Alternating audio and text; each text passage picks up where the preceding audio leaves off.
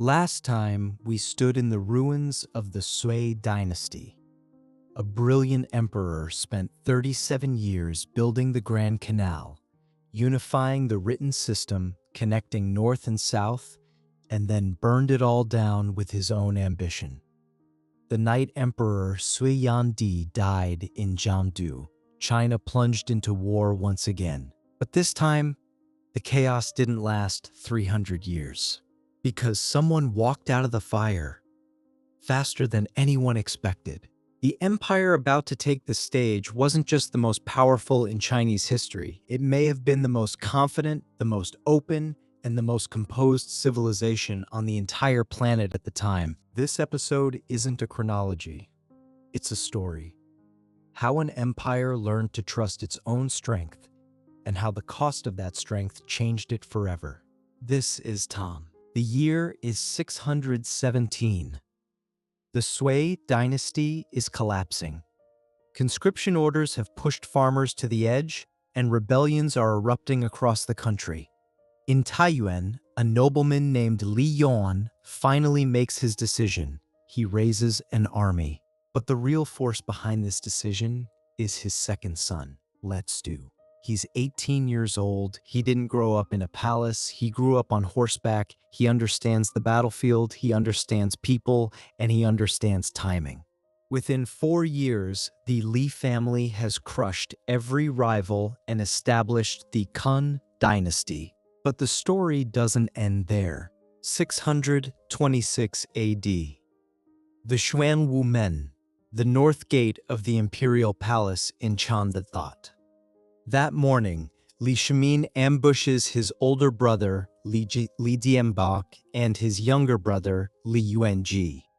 He personally shoots Zimbabwe, the arrow. Then he forces his father to abdicate. There's no way to romanticize this. It was a cold-blooded coup. But it raises a question worth sitting with. Why did a dynasty that began with a coup go on to create the greatest era of governance in Chinese history? Maybe the answer is this. Li Shimin understood the danger of power better than anyone because he had seized it through violence. He knew that without rules, violence would simply repeat itself. Tang's greatness didn't come from having a good emperor. It came from the fact that a man who killed his own brothers to take the throne then chose to build a system, one that would outlast any individual. After taking the throne, Li Shimin did something very few autocrats are willing to do. He deliberately placed limits on his own power. He formalized the 3 departments and 6 ministries, a structure that divided executive authority into 3 separate bodies. Before any imperial decree could be carried out, it had to pass through all 3.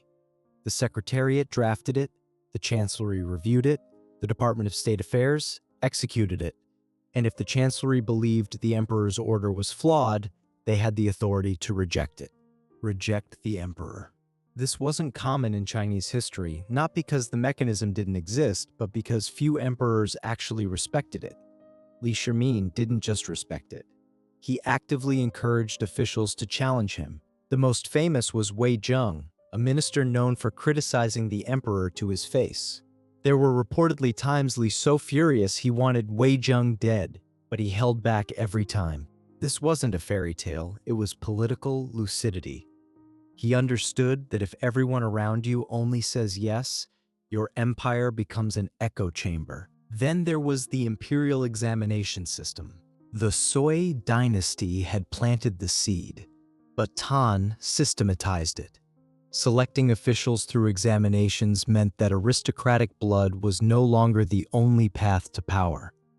A farmer's son, if he could afford an education and pass the test, could rise to become a prime minister. Think of it this way. This was an institutionalized channel for social mobility. It wasn't perfect. The poor still struggled to afford schooling, but it opened a door that had never existed before. Add to this the Tang Code, one of the most sophisticated legal frameworks in the world at the time. It didn't just prescribe punishments, it explained the reasoning behind each law. Japan, Korea, and Vietnam would later model their legal systems on it. The real significance of the Chang'an era isn't captured by the phrase peace and prosperity. It's this: Tang turned power into a system, not just a person. In one sentence, Tang institutionalized power. Now, the early 8th century, Chang'an.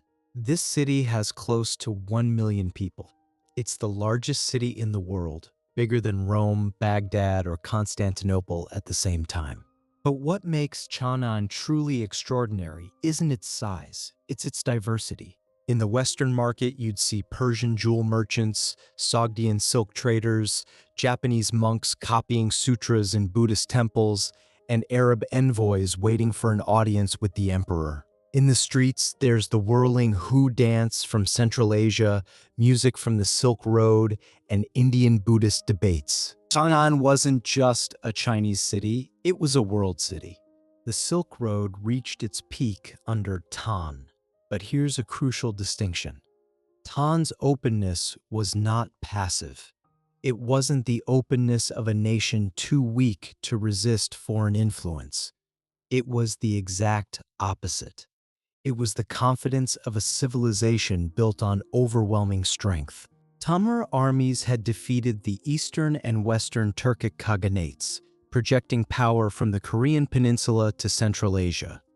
Surrounding peoples called Emperor Tang Taizong the Heavenly Khan, not just the Emperor of China, but the sovereign of the entire steppe world.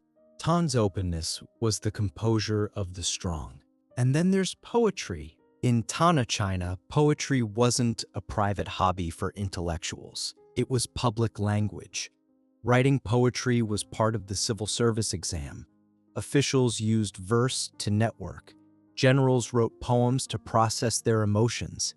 Even ordinary people recited lines in taverns. When Li Bai wrote "Heaven gave me talents that must have a purpose," that wasn't a writer's self-consolation. It was the spiritual portrait of an entire era. Everyone believed they could matter. When Du Fu wrote about the stench of wine and meat behind wealthy gates while frozen corpses lined the roads, that wasn't just poetry. It was journalism, social commentary, the most honest voice inside an empire. An empire that allows its greatest poets to publicly criticize it, that tells you everything you need to know. But now, the rhythm slows, because every kind of strength carries a cost. Tang's territory was vast. Its borders stretched thousands of miles. To hold those borders, the empire needed large, permanent armies, and the men who commanded those armies were the military governors, essentially regional commanders with enormous autonomy. At first, the system worked. These governors had military authority, financial control, and the power to appoint their own officers. They could respond quickly to threats without waiting for orders from Chang'an. But here's the problem. When you hand one person military power, fiscal power, and personnel authority all at once, you haven't created a general, you've created an independent kingdom. The most famous of these governors was An Lushan. An Lushan was of Sogdian and Turkic descent, a man who had spent years rising through the frontier military ranks. He was remarkably shrewd.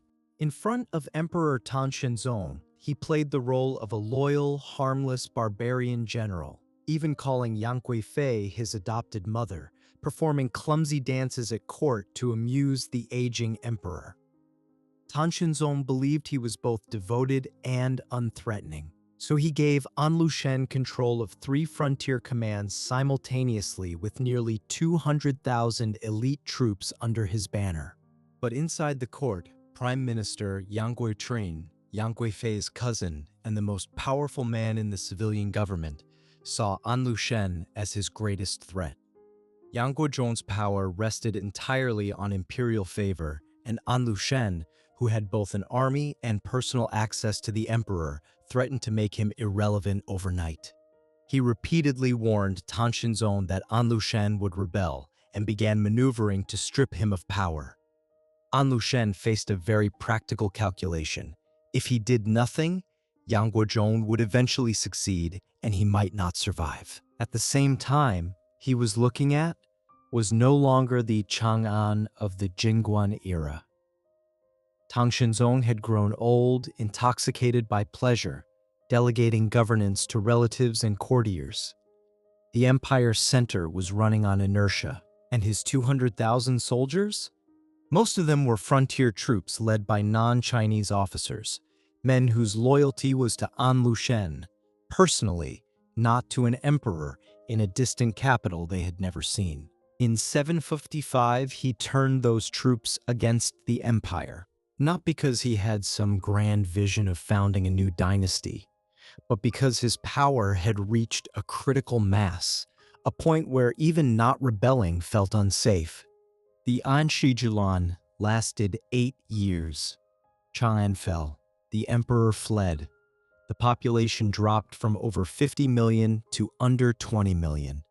This wasn't just a rebellion, it was the fracturing of the empire's spine. The same frontier generals who had protected the empire became the force that tore it apart. This wasn't an accident. It was a systemic contradiction. The larger the empire grows, the further its borders stretch, the weaker the center's grip becomes. You must delegate power, but delegation itself creates the next threat. After the rebellion, the Tang Dynasty survived another 150 years, but it was never the same dynasty again. Regional warlords carved out their own domains, court eunuchs seized political control, the treasury bled dry, slowly but surely. The High Dynasty, that golden, confident, open civilization, froze in time somewhere before 755. There's a question that comes up often. If Tang was so great, why did it still decline? Perhaps it helps to think about it differently. Tang didn't decline because it did something wrong. If anything, it may have done too much right. It expanded too far. It opened too deeply. It trusted too generously. Every one of its greatest strengths eventually grew its own shadow. If Qin created the empire and Han stabilized it, then Tang defined its confidence. But after Tang, China never looked at the world the same way again. That effortless cosmopolitanism, that unquestioning trust in its own power, it shifted permanently in the smoke of the An. What Tang left behind wasn't just poetry and institutions. It left a question. How far can an empire embrace the world before the world consumes it? 1,000 years later, we're still answering that question. And after Tang, China was about to enter another period of fracture. The Wutai, Sigor, yet another great division. But the dynasty that would emerge from that chaos would answer Tang's question in an entirely different way. That's the next episode.